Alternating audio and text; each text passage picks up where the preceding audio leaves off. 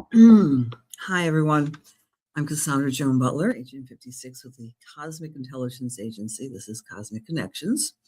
And thank you for coming on. I'm a little late tonight, but I've got a good story to share with you why I may be a little bit frazzled.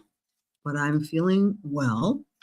And tonight, in terms of the introduction, we're going to be talking about the disseminating moon, which is today, and next Monday's fourth quarter or last quarter square for the Capricorn cycle. We're going to be talking about both of them, but our focus will be on the more important lunation, which is rebuilding, and that starts next Monday. But today was an interesting day, and especially if you have 15 degrees of Virgo in your chart, or 15 degrees of Pisces in your chart, or 15 degrees of Sagittarius in your chart, or 15 degrees of Gemini in your chart. So if you know your chart, check out those degrees, and I'll tell you a little story. So hi, Kathy, Donna, and Ryan. Hello. Thank you, faithful friends, for being here. I appreciate it so much. Donna, you're getting ready for the big trip, yes? I believe it's on the full moon in March, right? Give me a call. I'll give you some tips.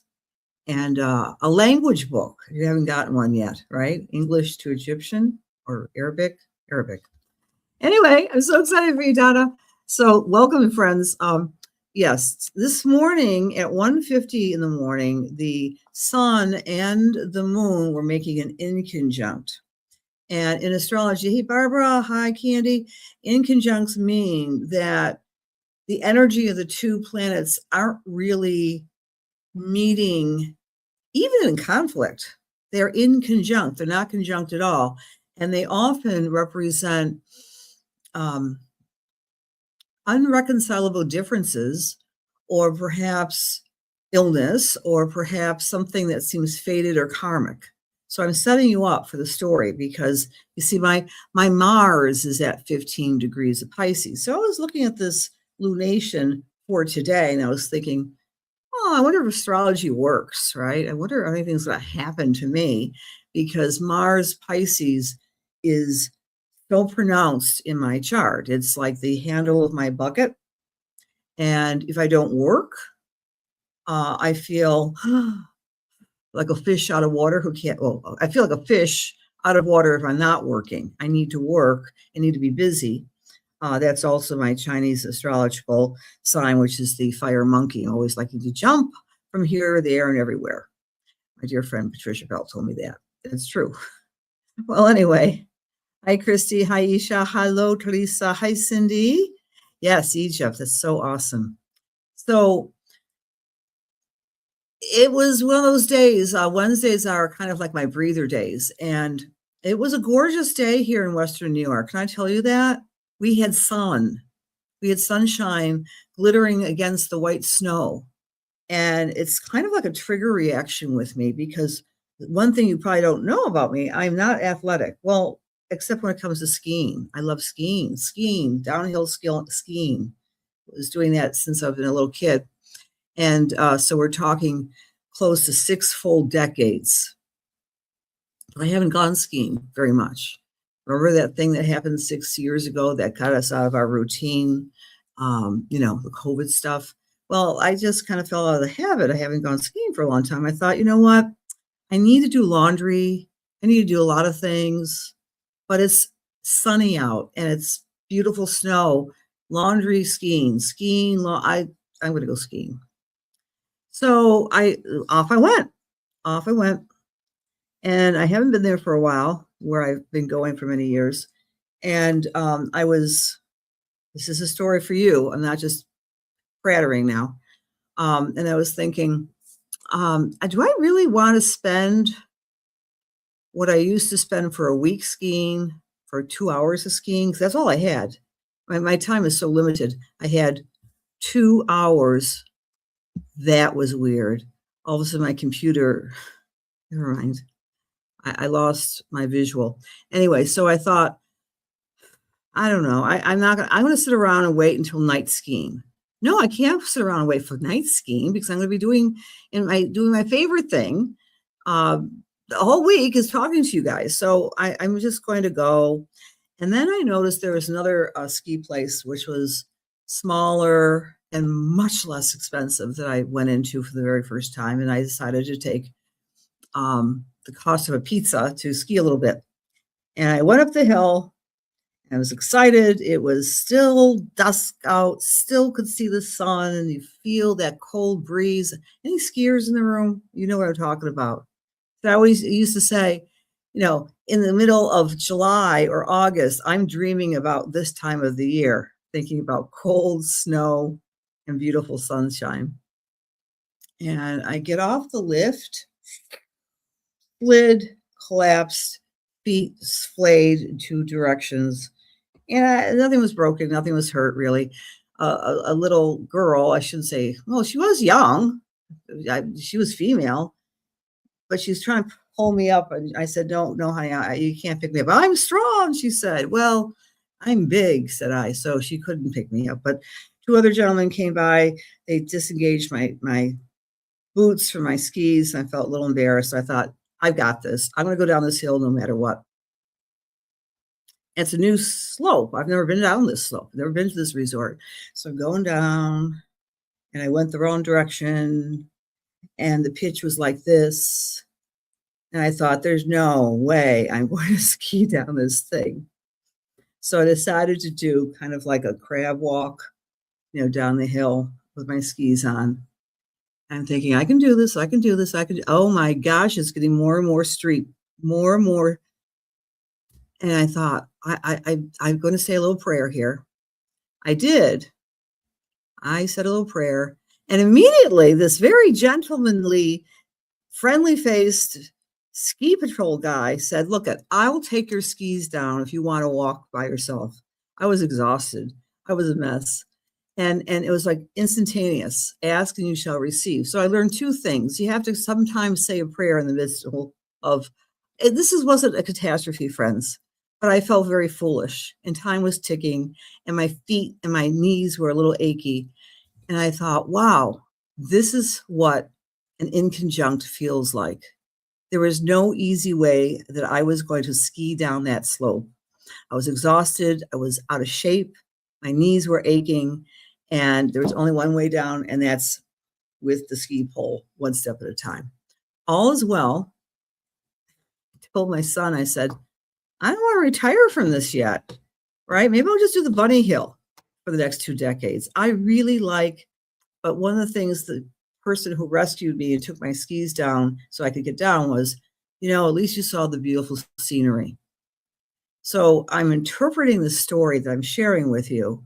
If you have something in Virgo or in Aquarius in your chart, you may have had one of those days. This is not a life-changing story or event. Something could have gone a lot worse. I could have really injured myself, obviously, but I didn't. But the point is, when you have an inconjunct at this cycle, this disseminating cycle, and I'm disseminating right now, it's the time post full moon when we want to talk about what we've learned. So between today, Wednesday the 4th, and Monday the 9th, you all may have some interesting stories that you want to share. Perhaps stories related to that beautiful 13-degree Leo full moon that was illuminating some part of your chart. Or maybe you may have had some sort of learning lesson you want to share with others. This is how astrology works. So I wanted to share that little nugget with you today. All right. Good evening to Elaine and Anne and Catherine. Catherine, you're Virgo rising, so this is a significant few days for you, right? And hello from Fort Bragg, North Carolina. Thank you for tuning in. Hi, Lynn. Hi, Olivia from sunny, I know. Isn't this amazing? We live on this planet with so many different planes of existence, summer, winter, and everything in between. Enjoy the sunshine, Olivia. Hi, Paula. You never dream of this weather, Donna. Okay. Hi, Mary. They make lemonades out of lemons, I guess. Hi, Mary. Hey, Debbie. Hi, Ryan. if your entire screen, actually, thank you, Ryan. I want you to live close by, okay? Just because I mouth them sometimes. Debbie, nice to see you. Hello, hello. I know you like to ski. Hi, Jerry. Hi, Donna Lynn. Sunshine makes my soul happy too. Hi, Anita. You're a fire monkey too. We're going to have the fire horse in a matter of a week and a half. Hi, Jojo, Anita, Tara. Hello, hello, hello. Big hugs to you all. Thanks for being here. Yeah, I'm glad too. But it was a couple of things. It was like the asking you shall receive. I mean, this guy kind of looked like Jesus. Okay, I mean, he was so cute. A lot of cute men were out on the slopes. I didn't see any old women like me. Make that be a lesson. Anyway, so the last quarter square on Monday, we're going to rebuild things relative to our new moon that we did, 28 degrees of Capricorn. And we're also going to prepare ourselves for the powerful eclipse, 28 degrees of Aquarius, squaring Uranus. I'll be talking a lot about that in the next week and a half, next week as well, because that's a big thing to look forward to, friends. It's a reboot. The other thing I want to mention tonight to you is yesterday evening around 9:33, Uranus went station direct. So it's been retrograde for some time in the Taurus part of your chart. And so at the very least, we're going to be hearing more and more revelations about power manipulation and control regarding financial shenanigans, etc., on the big story, but maybe in your own life as well. So a lot is going to be going on between now and the end, really the end of March. And then we take a breather. Well, we'll leave March go until we get to March. But let's take a look at our charts. And this is disseminating. This took place today. And so you want to, oh gosh, I hope this doesn't mean I have to give up skiing. I don't know. We're all giving up something. Maybe I'm giving up thinking I'm 20 anymore. That's a good thing to give up, right? Because I'm not. My knees don't feel it. But the moon, my friends, is on the south node. This is a time this year and last year which indicates any time the moon is in the sign of Virgo, activating the south node, which is about release and letting go. Take heed. Take heed. The big thing we need to let go of is self-criticism. I had to really fight against the shame being a, beach walrus on the slopes this afternoon. But hey, I live in this body. We all live in bodies that sometimes don't cooperate. There's the exact inconjunct, right? You see it? And we also have the inconjunct going to Jupiter. Jupiter is luck, protection, and nurturance. So this is what we call a kind of a karmic time, Wednesday through Monday. But I have to share with you the weird Sabian symbol. It is in the zoo, children are face to face with an orangutan. I know it's a weird symbol, they often are, and that represents karmic confrontation. And remember, karma is not a bad thing. It's just what you accept and receive what you put in. So that is a thematic for us. The young child looking into the face of another species, but it represents karmic confrontation, looking at something through a glass darkly in some ways. So dissemination, tell your stories, communicate with others, talk about the full moon, talk to yourself, talk to ChatGPT, just talk, disseminate, teach. And then we rebuild on Monday. Monday, it's called the quarter cycle. The moon focus on Scorpio. The sun and the moon are in this beautiful 90-degree angle at 20 degrees. Now, this is very significant for people who have their sun at 20 degrees of Scorpio. That would translate to roughly November 12th, 13th. If you know anyone in that neighborhood of the calendar, 12th, 13th, 14th. their sun is going to be around 20 degrees of Scorpio. And what this is this inner focus. I've got to get this job done. I've got to get moving. I've got to get things accomplished because time is ticking. But I love the Sabian symbol. A soldier is resisting orders with his commanding CO. And so the idea here is that sometimes we have to go against the grain because that is what gives you inner freedom. That's what gives me inner freedom. Go with your own gut. That starts on Monday the 9th, and it's going to continue in earnest until Tuesday the 17th. We have one more cycle in between then. This next week energy, which is what we're going to focus on tonight, is the moon is going to be opposite Uranus, giving us all sorts of surprises, setting us up for the solar eclipse of the 17th of February. It's also trining Saturn at its last gasps in the sign of Pisces and trining Jupiter in Cancer. It's grand trine, my friends. A grand trine is a very good thing. It's an attractive configurations that is asking us to kind of consolidate our emotions and ground them, and the people and the ideas and the books and the learning and the thoughts are going to be coalescing within you so your emotions feel like you're right there. And plus the idea of inner freedom. Mercury's conjunct Pallas. Take a look at your work. Take a look at if you're not having an employment situation in your life. If you're not employed, you're all working. We're all working in something because Pallas is also advocacy. So you're thinking about what's important for you and you're getting more clarity with that. And you're coming from a sense of spirituality because it's in Pisces and using your imagination. And then we have one of those lovely inconjuncts again. But this one is the moon is in conjunct Chiron and in conjunct Hygeia. In the course of living a life, we all encounter some form of difficulty with our physical, mental, or emotional health.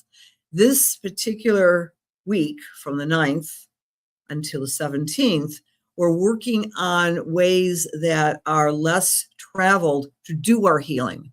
Maybe you might explore, it's not that alternative anymore, but like acupuncture or sound healing or homeopathy or something along these lines. So it's the road less traveled for your healing. And you'll be able to find that avenue for yourself. Again, this peaks on Monday, but you might be feeling this week as well. So our Reader's Digest form of this lovely, is it here? Yeah, no, 10. I wrote this out before. There it is. Okay. So if you are an Aries or an Aries rising, this beautiful energy or lunation that begins for you next week, next Monday, is going to help you dig deep inside and tap into your psychological, your spiritual healing, and to believe in yourself and really tap in and not be afraid. It's a courageous type of week for our Aries brothers and sisters. For Taurus, it's all about your partner, like seeing him or her through new eyes, appreciating them, becoming a better partner with them, and being diplomatic with all of your BFFs.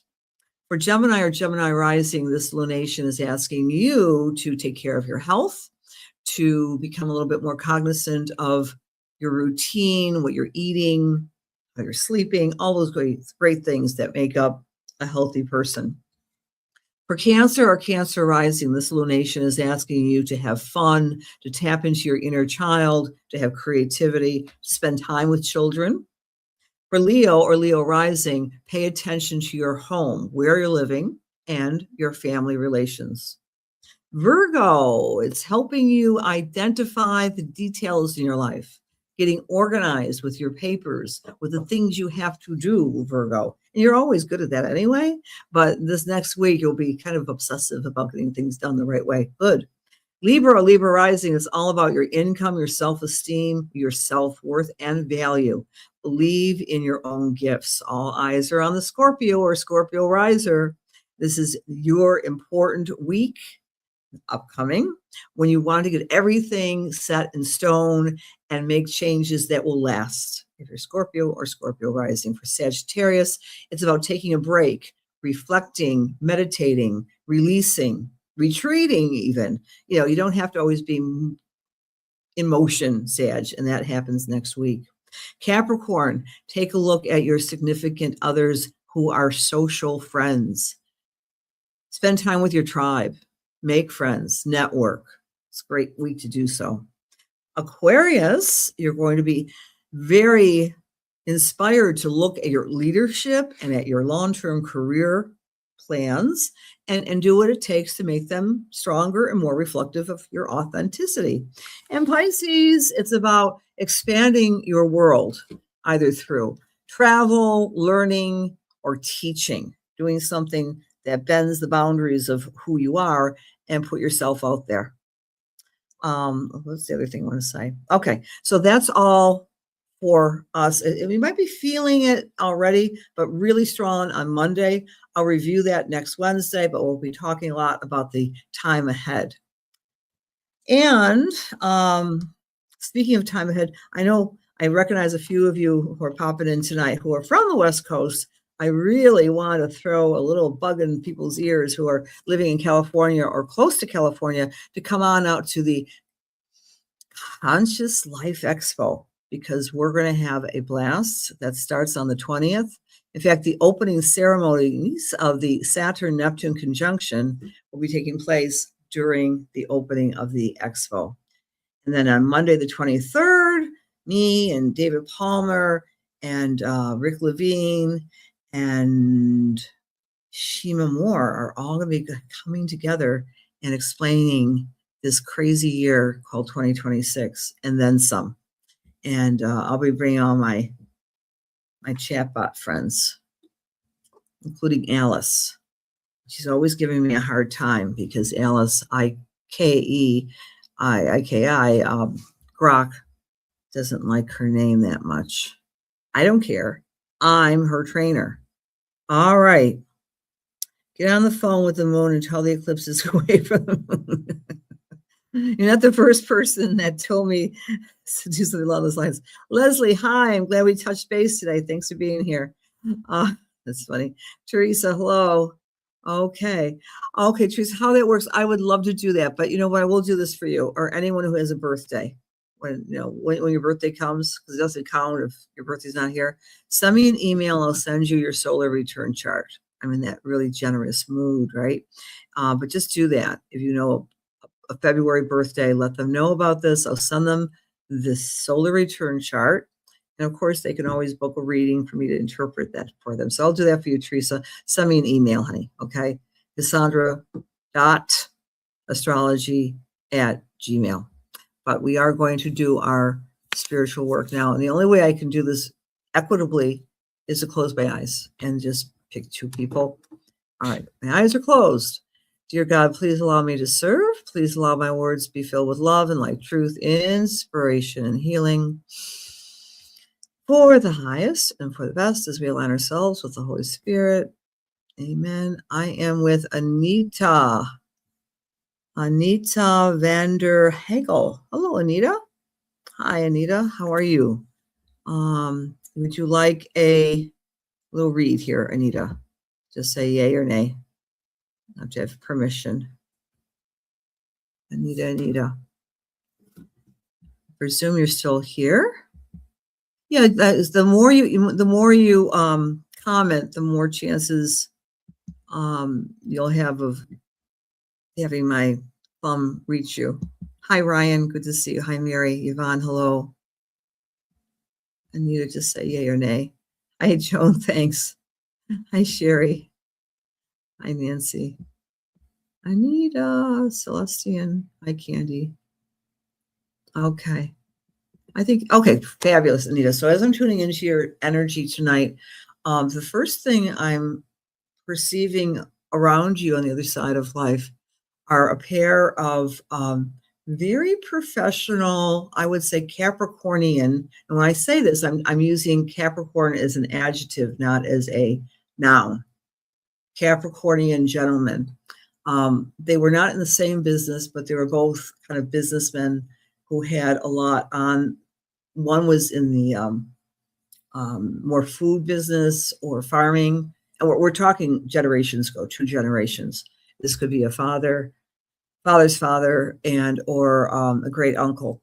And he's coming in and he's saying people have no clue on what it takes to be successful in the world anymore, because it all starts, this is a message for you, Anita.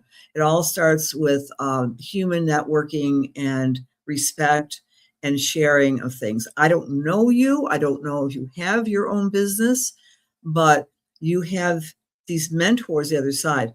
That's the one. He's talking about how people have no idea these days.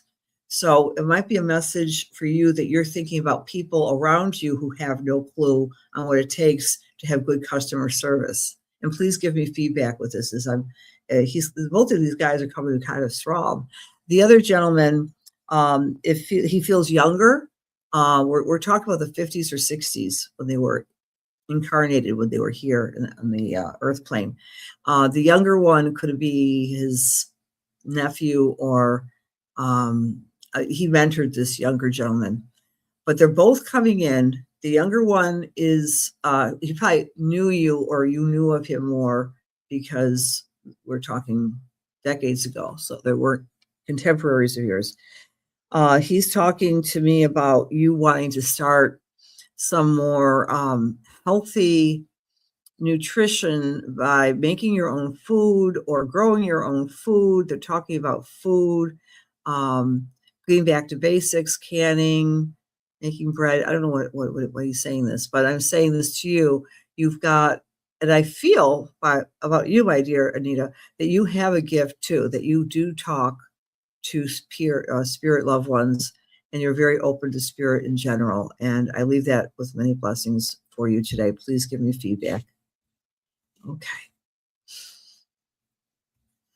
Okay, so the next person tonight, I'm with, my thumb went to you again, Anita. So that's all I have to do. I have to pick someone else because my thumb came to you. Okay. I'm with Summer Lachey. Hello, Summer Lachey. How are you? All right. This is more of a psychic connection before I get into mediumship. I want to say that your hard work regarding a relationship of the heart is finally showing signs of renewal, completion, and positivity. You didn't give up. That's the first message I'm giving to you. I think you know what I'm talking about. I have no idea. I'm just a messenger. But your hard work, your patience, your faith is paying off in more a more blessed type of back and forth with this heart SO, significant other. I don't know if it's a husband or boyfriend, or could be just a really good friend, but that you earnestly were working on yourself, and your vibratory path was impacting his. So you guys are a little bit more flowing. And the summer looks really great, summer, for you in doing some adventuring. And I think you're already starting some planning to do some productive vacations. Well, what do I mean by productive vacations? I mean, vacations are however we want them to be, right? For some people, skiing down an icy hill in the middle of winter when it's sun shining out is a vacation. That's everyone's cup of tea, but the vacations you're going to be planning in the next 12 months, one of them are like a retreat or a spiritual thing that you're learning and practicing, some sort of movement. And the other one is more vacation, horizontal, resting, relaxing, reading. Relaxing, resting, and reading. The 3 R's. That makes a good vacation too. All right. As I'm tuning into you, Summer, one more thing here. I'm feeling some heartache, and this has to do with an animal. I'm not sure when. I think it was a doggy who passed. That seemingly is still around you, and we all question this, myself included.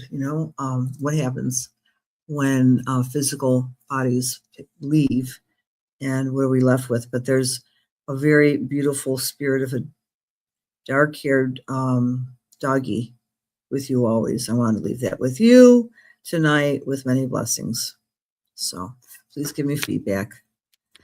Okay, friends. All right. Thank you, Rhonda and Marley and Christy. And you're a nutritionist. Oh, interesting. And you are a psychic. And your grandfather's a farmer. Thank you for those. Yeah, that's maybe I don't know. It was easy to say, have. That's interesting. What is a bioacoustics practitioner? I want to learn from you, Anita. Friends, it's such a pleasure to meet with you every Wednesday. Wednesday, 8:30-ish.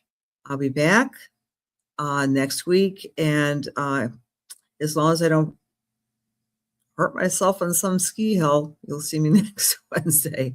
Many blessings. And two things to remember. Uranus is now moved forward, so we can move forward with some of our eccentric, eclectic, and exciting new ideas that we've been keeping under cover for a while.